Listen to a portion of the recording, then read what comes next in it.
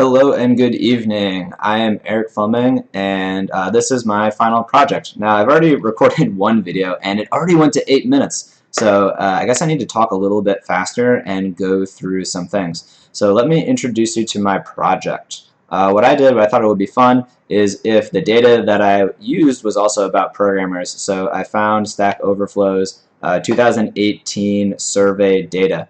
And when I looked at the data, I lumped it into a lot of different categories. There were 130 different features in total. Let me switch over to just the screen now. You don't really need me. A lot of it was demographic data, so how old you are, where you went to college, your age, things like that. A lot of it were things that you care about at your job. A lot of it involved the habits that you did, the tools that you worked with, the beliefs that you held, various things that you liked or wanted more out of Stack Overflow. So that was the type of data that I was working with. A lot of it, was ints, floats, and strings. So in phase one, I explored the data. What did I really do that was interesting? I did not get a copy of the answers, so I had to make this function called print unique results, so that way I would know how to sift through and batch and group together my data. Then a lot of the string data I wanted to transform to numbers, so I invented this function called numberify, but it wasn't fast enough, so I made some dictionaries and I used a map function, where is it, over here, with each dictionary to sort of speed that up, and it was literally like 20 times faster. That was pretty cool.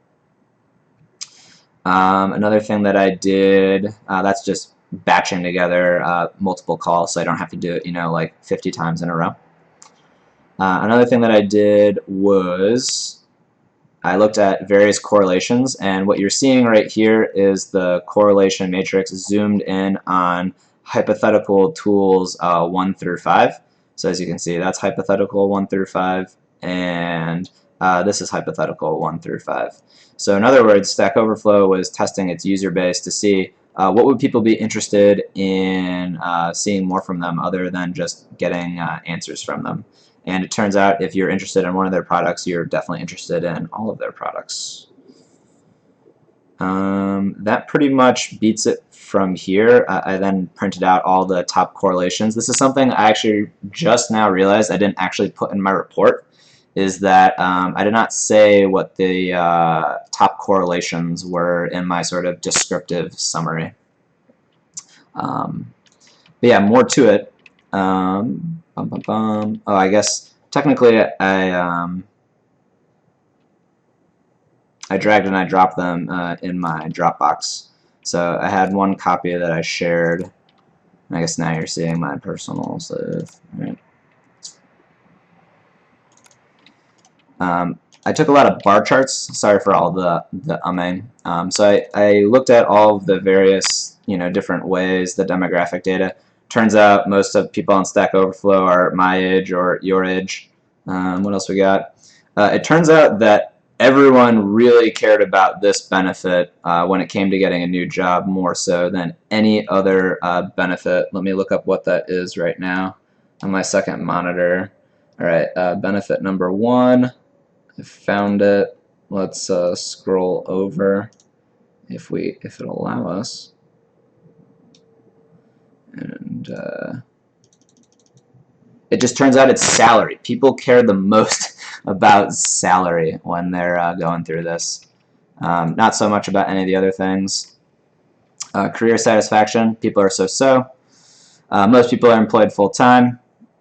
This was hilarious.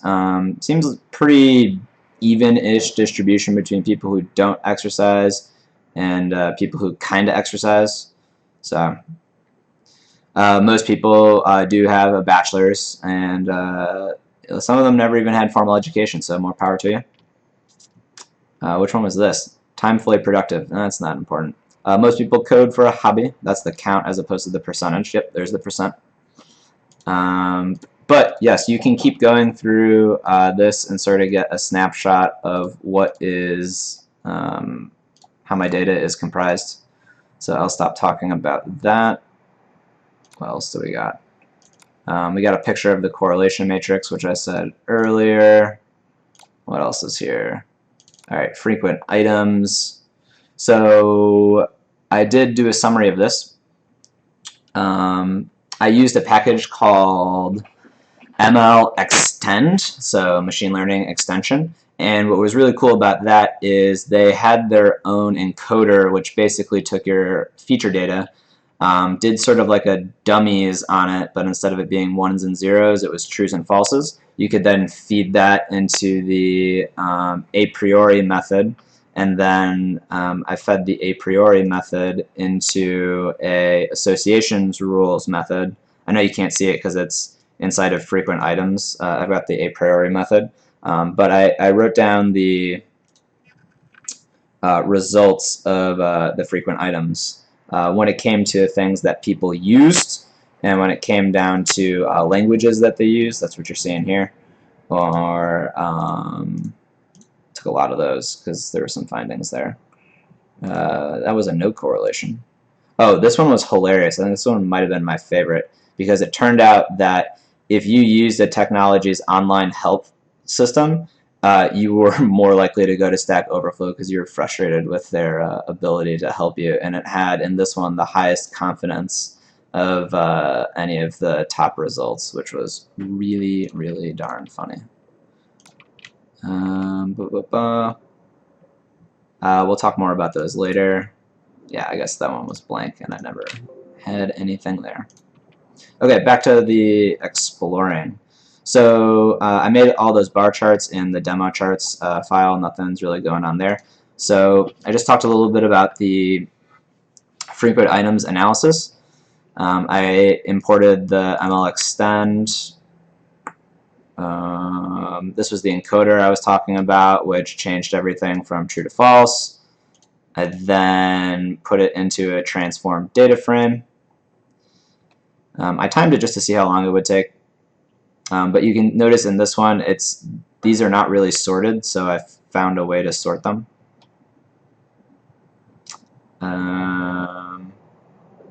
Oh, this was really key. So when I was doing the frequent items in my original data, it was actually in just like a giant string with semicolons that were breaking it apart, but it wouldn't process correctly. So what I did was I had to use this this lambda, basically applying lambdas like map.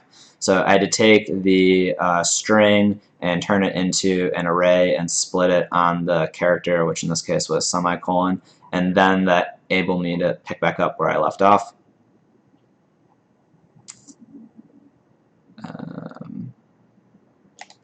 When it came to the decision tree, this one was a little bit tougher because it took longer to build. So I imported the data again. I changed a lot of the strings to numbers so that if it did want to, like, how should I say, tune the splitting criteria, it could be more sensitive in doing so rather than just on nominal data. Yep, this is all just preparing the lists. All right, so I did my test train split. So as you can see, the X column had 66 features in it out of the 129, since one of them was just like the ID. So it's about half of them. And yes, this is what made it kind of difficult. So the first time I ran it, it didn't really work so well, and that's because all of the salaries were spread out so far. So one thing that I did was that I grouped them into different categories. So basically this is saying, well, now I'm just going to consider you in batches of 30,000, and then we're just going to see what that looks like. And when I change this number right here to 5,000, then that changes as well. So one thing that I realize now that I probably could have done and then tested the results between was that I used the min-max scalar, I believe, on the x's, but I forget if I used it on the y's. Did that even happen? No, I just used it on the x's, and I never used it on the y's. So I would wonder what my results would look like if I had done it on the y's as well. I did look back at previous work that we had done, and we didn't use the min-max scalar on the target values. So I just assumed that we weren't supposed to. But then I incorporated some cross-validation, and I got these two different results. So basically, when I batched everything by 10K, I found that having a min sample split of 10 and a depth of 10 and a criterion excuse me, of mean square error was the best score. The scores were negative, and I don't really know how that impacts things. And however, when I put it into 30K batches, and I used the same parameters, it still kept the sample split the same, but now the depth went to none, so it could go as deep as it wanted to, and it switched the criteria to mean absolute error. So those were my findings for the different various models. Please be sure to read my beautiful write-up, which this video should be linked on this website when you go there. And yeah, here are some of the summaries of my results. And also, please feel free to click through many of the snippets, because I just used the snipping tool, and to see some of my summary data. So thank you again for everything. I know this video probably went a little bit longer, but you know, it really is hard to talk about everything in like 5 minutes. So thank you, and have a great day.